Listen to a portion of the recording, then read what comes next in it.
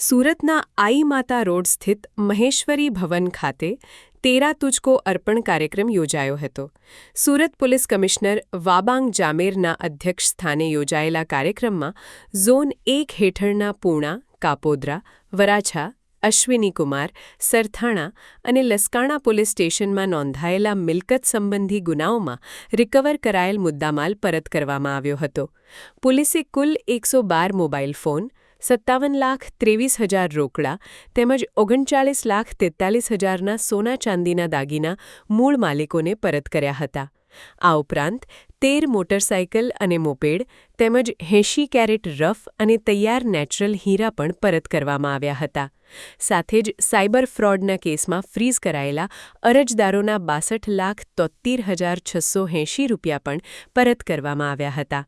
આમ ઝોન 1 પોલીસે કુલ 1,82,98,816 રૂપિયાની કિંમતનો મુદ્દામાલ તેના મૂળ માલિકોને પરત કર્યો હતો. आज रोज जोन 1 की 6 पुलिस स्टेशंस में वराछा, पूना, अश्विनी कुमार, सरथाना, लसकाना और कापोद्रा में तेरा तुझको अर्पण प्रोग्राम का आयोजन किया गया, जिसमें टोटल 1,82,00,000 रुपए का मुद्दा माल जो प्रजाजनों को लौटाया गया कोर्ट से लाइजनिंग करके.